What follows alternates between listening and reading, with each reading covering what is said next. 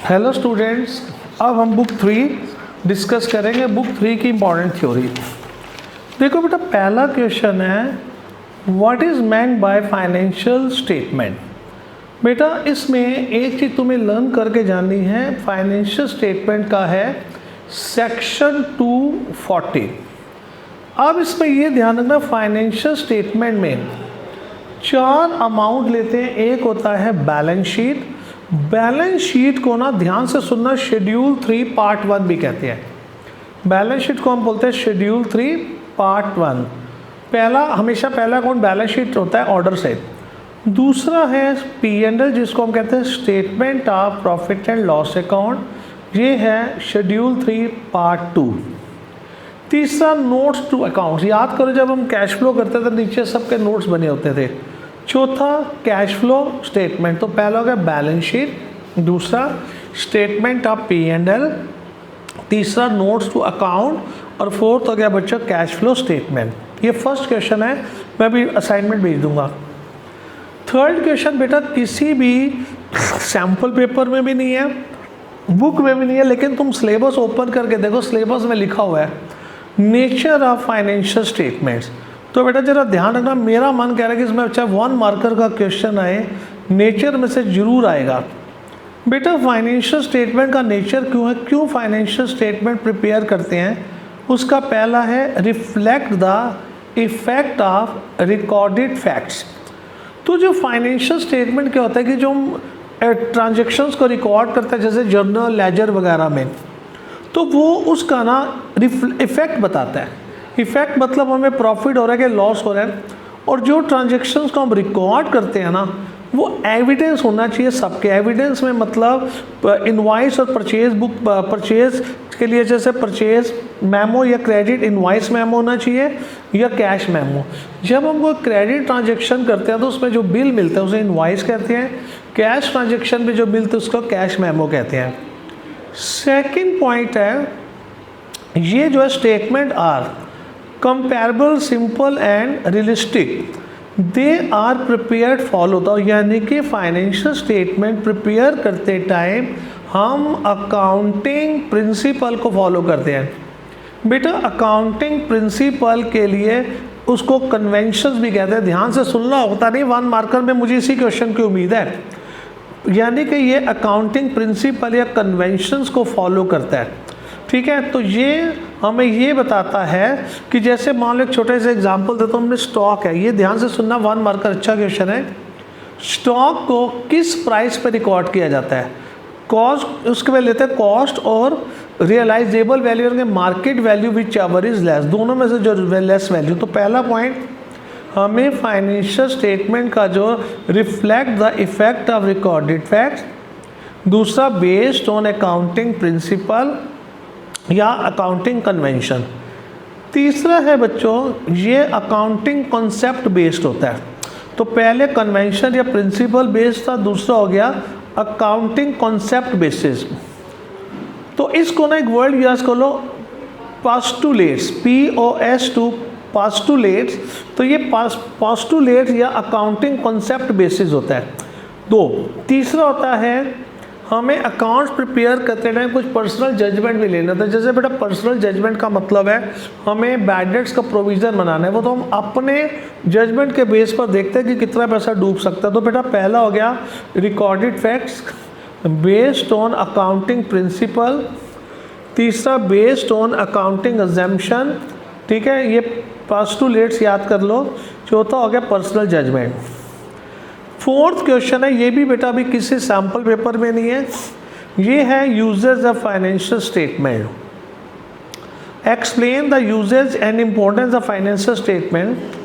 Financial statement के क्या use है।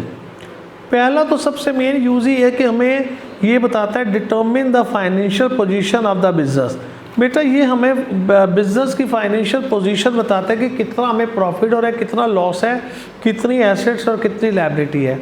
इसी के बेस पर हम डिसाइड करते हैं कि हमें बिजनेस कंटिन्यू करना चाहिए या नहीं करना चाहिए। टू ऑब्टेन क्रेडिट, जब हम कोई गुड्स उधार लेने जाते हैं ना, तो क्रेडिट के टाइम वो हमें कितना उधार दे, वो ये डिसाइड करता है कि इसकी कितनी क्रेडिट एबिलिटी है, ये कितना पैसा वापस कर सकता था, वो फाइनेंशियल स्टेटमेंट के बेस पे डिसाइड करता है। तो बेटा वो हमारी फाइनेंशियल स्टेटमेंट के बेस पे डिसाइड करता है कि हमें क्रेडिट मिलना चाहिए या नहीं। Help to investor in decision making. अब बेटा तुमने ना किसी कंपनी में पैसा इन्वेस्ट करना है, तुम्हारे पास 3 या 4 ऑप्शन है, तो तुम डिसाइड नहीं कर पा रहे कि किस कंपनी में हम इन्वेस्ट करें। तो बच्चे सबके फाइनेंशियल स्टेटमेंट देख लो, जिसकी फाइनेंशियल पोजीशन बेस्ट है वहाँ इन्वेस्ट कर दो। हेल्प टू गवर्नमेंट, ये गवर्नमेंट को हेल्प करता है कितना टैक्स इम्पोज किया जाए। इम्पोर्टेंस, पहला इम्पोर्टेंस है मैनेजमेंट, इम्पोर्टेंस टू मैनेजमेंट। बेटा मैनेजमेंट का काम होता है कि किसी भी प्रोडक्ट का सेलिंग प्राइस डिटरमिन करना और ऑप्टिमम बिजनेस डिसीजन लेना। बिना फाइनेंशियल डिसीजन, बिना फाइनेंशियल रिकॉर्ड देखे वो फ्यूचर के लिए डिसीजन नहीं ले सकता। इम्पोर्टेंस टू शेयर होल्डर, अब ये बेटा तुम्हें पता है कि इन्वेस्टमेंट में रिस्क होता है, तो शेयर होल्डर ना एनालाइज करता है प्रॉफिटेबिलिटी और फाइनेंशियल स्ट्रेंथ के बेस पर कि इस कंपनी में कॉन्टीन्यूटी में इन्वेस्टमेंट किया जाए या ना किया जाए। इम्पोर्टेंस टू एम्प्लॉयज़, बेटा एम्प्लॉय भी फाइनेंशियल स्टेटमेंट देखते हैं। यदि मान लो कंपनी की फाइनेंशियल पोजीशन ख़राब हो रही है तो बेटा वो क्या करेंगे, कोई नई जॉब को ढूंढना शुरू कर देंगे। ठीक है, तो बेटा पहला क्वेश्चन हमने करा, फाइनेंशियल स्टेटमेंट 4 होते हैं, balance sheet, statement of profit and loss, notes to accounting और कैश फ्लो स्टेटमेंट। बेटा फिर हमने करा यूजेस, ठीक है, नेचर, सॉरी पहला नेचर था रिकॉर्डेड फैक्ट्स, ठीक है, दूसरा based on accounting principle, based on accounting concept assumption, चौथा था पर्सनल जजमेंट। यूजेस में मैंने बताया, एक तो ये determine the financial position, obtain the credit, credit में हमें हेल्प मिलती है कि कितना हमें उधार मिलना चाहिए। ठीक है बच्चों, इम्पोर्टेंस में हो गया, importance to management, importance to shareholder, importance to employ. बेटा इम्पोर्टेंस, नेचर और ये यूजेस, ये बेटा सिलेबस में है लेकिन पता नहीं इसके बारे में कोई भी क्वेश्चन है ही नहीं। तो क्वेश्चन 1 और 4, बेटा 1 और 4 के बाद सीधा आ जाओ, बीच के मत करना। 6 कंटिजेंट लायबिलिटी। बेटा कंटिजेंट लायबिलिटी वो लायबिलिटी होती है जो फ्यूचर में क्रिएट हो भी सकती है और नहीं भी हो सकती। तो पहला है बेटा claim against the company which are not accepted by the company. मेरे पे ना किसी ने कोई क्लेम कर दिया, कोर्ट में केस चल रहा है, लेकिन मैंने इसको एक्सेप्ट नहीं करा, मैं उसको लायबिलिटी नहीं मान रहा, तो अभी केस चल रहा है, तो पे हो भी सकती है और नहीं भी। प्रपोज डिविडेंड बताया था, प्रपोज डिविडेंड डिक्लेयर हुआ तो अभी हमने डिक्लेयर करा सिर्फ करेंट ईयर वाला। बिल डिस्काउंटेड, मैंने बिल लिया और बैंक से डिस्काउंटेड करा लिया। मैंने बैंक को कहा जी मिस्टर एक्स का बिल है, वो 3 महीने बाद पैसा आपको दे देगा, और गलती से उसने बैंक को पैसा नहीं दिया ना तो मुझे बैंक को वापस करना पड़ेगा। तो बेटा 3 हो गए हमारे contingent liability, claim, propose dividend और बीआर।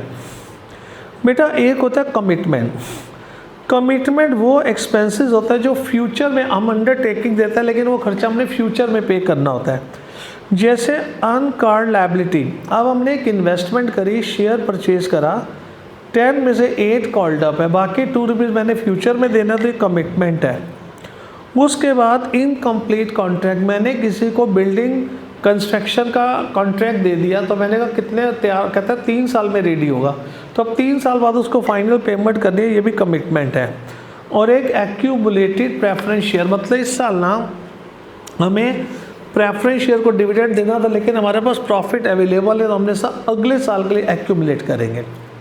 7 क्वेश्चन बहुत इंपॉर्टेंट है, ये है बेटा what do you mean by financial analysis. इसको financial analysis explain its objective. बेटा बेसिकली फाइनेंशियल एनालाइज क्या होता है कि करेंट ईयर को जब हम लास्ट ईयर से कंपेयर करते हैं उसे फाइनेंशियल एनालिसिस कहते हैं। इसको सिंपल लैंग्वेज में हम बात करेंगे, financial analysis a process of identifying the financial strength and weakness of the firm. ये हमें कंपनी की वीकनेस और स्ट्रेंथ बताता है। ऑब्जेक्टिव, सिग्निफिकेंस और पर्पस एक ही, मतलब बहुत इंपॉर्टेंट क्वेश्चन है। पहला है हमें एनालाइज करने से अर्निंग कैपेसिटी का पता लगता है, उसके लिए हम निकालते हैं हम gross profit ratio, operating profit ratio, net profit ratio. Last year से कंपैरिजन करके देखते हैं कि हमारी अर्निंग कैपेसिटी बढ़ रही है कि कम हो रही है। Judging the operational efficiency of the management. देखो बेटा, मैनेजमेंट की एफिशिएंसी हमें पता लगती है, वो कैसे, हमारे जो करेंट ईयर के एक्सपेंसेस है उसको लास्ट ईयर के एक्सपेंसेस से कंपेयर करो। यदि एक्सपेंसेस में कोई इंप्रूवमेंट है, कम हो रहा है, तो इसका मैनेजमेंट एफिशिएंट है। एक्सपेंस अननेसेसरी बढ़ते जा रहा है तो इसका मतलब वो एफिशिएंट नहीं है। तो पहला हो गया प्रॉफिटेबिलिटी, अर्निंग कैपेसिटी। दूसरा हो गया judging the operational efficiency of the management. तीसरा short term and long term financial position. Short term financial position में याद हम करेंट रेशियो और क्विक रेशियो लेते हैं। तो करेंट रेशियो क्विक रेशियो बढ़नी नहीं चाहिए, ठीक है। करेंट रेशियो की आइडियल रेशियो सुन लो, आ सकता है क्वेश्चन 2:1 होती है और क्विक की आइडियल रेशियो 1:1 होती है। तो इससे ठीक है बढ़ जाए कोई बात, इससे कम हो जाए करेंट रेशियो 2:1 बढ़ जाए तो कोई दिक्कत नहीं, कम नहीं होनी चाहिए। शॉर्ट टर्म और long term financial position, short term में तो हो गया करेंट और क्विक, लॉन्ग टर्म में डेट इक्विटी रेशियो को कंपेयर करते हैं कि यदि डेट पिछले साल से हम क्लियर करते जा रहे हैं, पे करते जा रहे हैं तो गुड पोजीशन है, डेट बढ़ रहा है तो इसका मतलब प्रॉब्लम है। तीसरा बेटा इसका है इंटर फर्म और इंट्रा फर्म कंपैरिजन। बेटा इंटर फर्म होता है जब एक फर्म का दूसरी फर्म से कंपैरिजन कर दो, उसका इंटर फर्म कहते हैं। और एक ही फर्म का, अपनी ही फर्म का इस साल को पिछले साल से कंपेयर कर उसको इंट्रा फर्म कहते हैं। तो inter firm one firm to another. तो पहला ऑब्जेक्टिव हो गया बेटा, ये हमें अर्निंग कैपेसिटी या प्रॉफिटेबिलिटी बताता है। इससे मैनेजमेंट की एफिशिएंसी पता लगती है। लॉन्ग टर्म और शॉर्ट टर्म फाइनेंशियल पोजीशन पता लगती है। इंटर फर्म और इंट्रा फर्म कंपैरिजन हो जाता है, ठीक है बच्चों। उसके बाद ये बेटा ये क्वेश्चन था हमारा 7 के बाद आप लोग क्वेश्चन नंबर 9, ये भी इंपॉर्टेंट क्वेश्चन है। 7 और 9 इंपॉर्टेंट है। ये बेटा होता है वर्टिकल एनालिसिस और हॉरिजेंटल। ध्यान से सुनना बेटा, अभी मैंने बताया इंटर फर्म कंपैरिजन, एक फर्म का दूसरी कंपनी से जब कंपैरिजन उसको इंटर फर्म कंपैरिजन कहते हैं, वो तो पता है। अब इसके ना तुम्हें सारे नाम 5-7 मिनट देकर इसके सारे नाम याद करने हैं।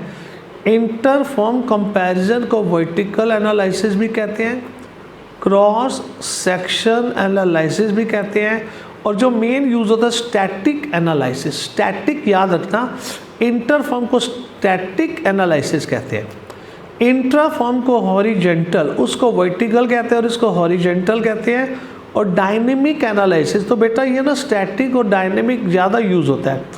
तो बेटा इंटर फर्म को स्टैटिक और इंट्रा फर्म को डायनेमिक, तो ये जरूर याद करके जाना अच्छी तरह। उसके बाद बेटा लिमिटेशन। अब एक बात और सुन लो बेटा, फाइनेंशियल स्टेटमेंट, फाइनेंशियल एनालिसिस और रेशो, इन सब के ना लिमिटेशन सेम है। पहली लिमिटेशन है हिस्टोरिकल एनालिसिस। तो ये तो बेटा प्रॉब्लम है कि जैसे मान लो हमने एक बिल्डिंग खरीदी बेटा 10 लाख की, तो उसे ना हिस्टोरिकल होता है actual cost. Assets always be recorded on actual cost, चाहे उसकी वैल्यू बढ़ जाए या कम हो जाए, लेकिन हम हमेशा एक्चुअल कॉस्ट पे इसको रिकॉर्ड करते हैं। उसके बाद कभी भी अकाउंट्स प्राइस लेवल चेंजेस नहीं बताता, सिर्फ ये बताता हमारी सेल्स बढ़ गई। वो ये नहीं बता रहा इसलिए सेल्स बढ़ गई क्योंकि इन्फ्लेशन हो गया, प्राइसेस बढ़ गए। क्वालिटेटिव बेटा सिर्फ ये मॉनेटरी टर्म्स को लेता है, किसी क्वालिटी को नहीं कंसिडर करता। जैसे स्ट्राइक के कारण जो लॉस होगा उसको ये लॉस कंसिडर नहीं करते। Suffer from the limitation of financial statement, तो ये फाइनेंशियल स्टेटमेंट में यदि कोई लिमिटेशन है, गलती है, तो इसमें ऑटोमेटिकली गलत हो जाएगा। नॉट फ्री फ्रॉम बायस, बेटा जो अकाउंट्स है ना वो कभी अनबायस नहीं हो सकता। जैसे कॉइन इज अनबायस, वो किसी की फेवर नहीं लेता, जब कोई किसी की फेवर इसको बायस कहते हैं। अब क्वेश्चन है कि अकाउंट बायस कैसे हैं। देखो बेटा अकाउंट्स में ना हमें फ्यूचर के लिए कुछ एस्टिमेशन लेना होता है कि हमें कितना पैसा बैड डेट्स होगा। अब वो बैड डेट तो एस्टिमेशन है, तो एस्टिमेशन कभी एग्जैक्ट हो ही नहीं सकता। और दूसरा एक हमने फर्नीचर का डेप्रिसिएशन की उसकी एस्टिमेटेड लाइफ लेनी है, और एस्टिमेटेड लाइफ भी कभी एक्यूरेट नहीं हो सकती, तो इसलिए ये कभी बायस नहीं होता। विंडो ड्रेसिंग का मतलब होता है बेटा प्रॉफिटेबिलिटी को बढ़ा कर दिखाना। जैसे मैंने मार्केट में ना शेयर इशू करने थे, कंपनी की फाइनेंशियल पोजीशन बहुत अच्छी नहीं है, तो कंपनी ने अपने शेयर्स अपने प्रॉफिट्स को बढ़ा कर दिखा दे, उसको विंडो ड्रेसिंग कहते हैं। तो हिस्टोरिकल एनालिसिस, तो बेटा एक तो ये 10th क्वेश्चन ढंग से करना, एक 9 क्वेश्चन और एक 7 क्वेश्चन, बहुत इंपॉर्टेंट क्वेश्चन है बच्चों। उसके बाद बस रेशियो का मीनिंग, कैश फ्लो में तो तुम्हें पता ही है, इन्वेस्टिंग एक्टिविटी क्या होती है, फाइनेंसिंग क्या होती है, ऑपरेटिंग क्या होती है। एक दो चीज़ें लास्ट में बोलूँगा, याद कर जाना कि जैसे कि फाइनेंशियल स्टेटमेंट ऑफ P&L को हम पार्ट 2 शेड्यूल 3 कहते हैं, और बैलेंस शीट पार्ट 1 होती है, पार्ट 1 शेड्यूल 3, ठीक है। और फाइनेंशियल स्टेटमेंट होती है सेक्शन 240, प्रपोज डिविडेंड आता है अकाउंटिंग स्टैंडर्ड 4 में, और कैश फ्लो स्टेटमेंट आता है अकाउंटिंग स्टैंडर्ड 3 में।